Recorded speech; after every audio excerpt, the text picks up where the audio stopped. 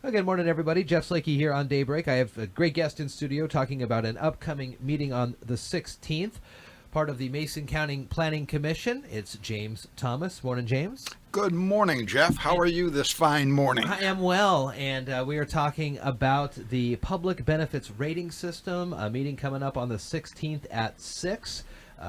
So talk to me first a little bit about the Planning Advisory Commission and the Public Benefits Rating System. Well, the Planning Commission, the Planning Advisory Commission, is a tool of the Board of County Commissioners to develop land use policy and regulations here in the county. And we have been asked by BOCC to put together a public benefit rating system. And that requires just a little bit of background. Way back in 1970, the state legislature passed an Open Space Taxation Act. And the idea here was to allow counties to reward property owners for not developing certain types of lands. And remember, in 1970, this is a time of rampant urban sprawl and pollution was a real problem. Most of our listeners will be too young to remember acid rain decimating forests in the Northeast, and flying into LA was like flying into a orange-brown cloud. I remember having done it. In any event, the open spaces was eventually implemented here in Mason County. But that law also allowed for a public benefit rating system that would allow counties to calibrate the amount of tax relief given with the public benefit received. And the idea here is that open spaces that are important in King County or Clark County are going to be very different from public spaces needs in Mason County or Jefferson County. Mm-hmm. Well, that never happened. The system was set up as a fairly large and generalized sort of bucket that if your property more or less fit the characteristics and you applied, you were generally accepted into the program and got a tax relief, a tax abatement, what we call, of 95% of your taxes. Whoa. Which means you only pay 5% of what the guy next door pays for a similar.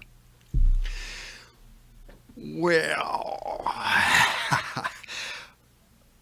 those property taxes pay for most of the services that Mason Countyans have come to rely on. They pay for the sheriff's department and the health department and fire protection and roads and all of the things that we need as a community.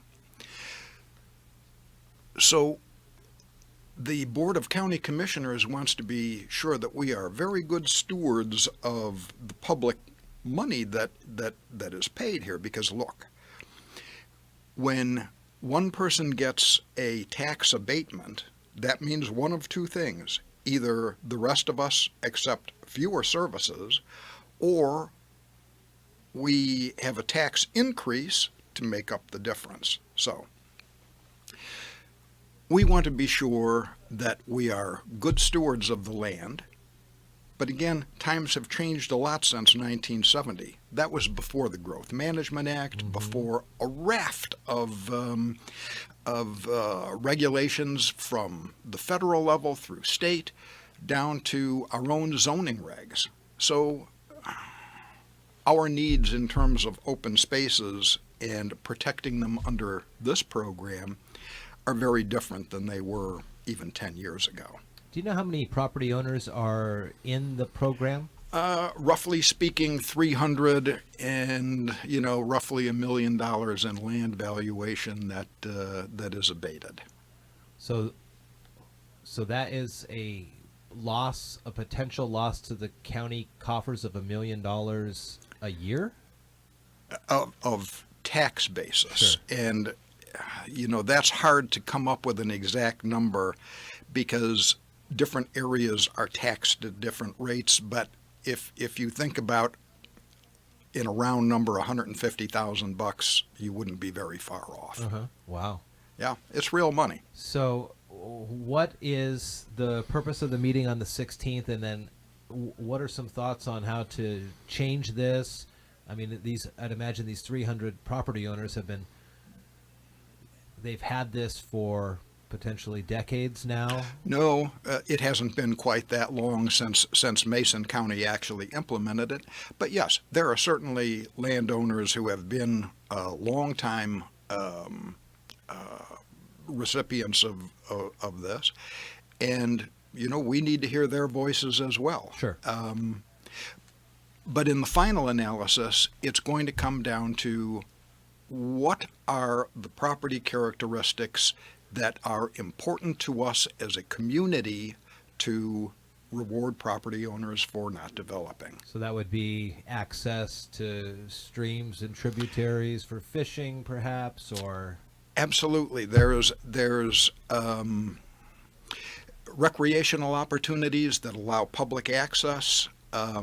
Are some of the things that the BOCC has indicated a real interest in. But there are many other things, from certain types of wetlands that are not well protected under other regulations. There are a number of things, and we have, and this can be seen at the Community Services website. We have a draft PBRS that folks can have a look at. Okay. And the meeting on Monday will be this is going to be a public hearing, and it's the opportunity for Mason Countyans from north and south to come together and tell us their ideas about what is and what isn't important, so that we can shape a plan that reflects those desires and move that on to the Board of County Commissioners so that they can act on it. So it is coming up on Monday at 6, and where's it going to be again? It will be in Commission Chambers and the County Building, and 6 o'clock. We hope to see you there. Very nice. James Thomas, the chairman of the Planning Commission, chairman Yes. of the board there. Mason County Planning Commission, good to see you. Thanks for coming in.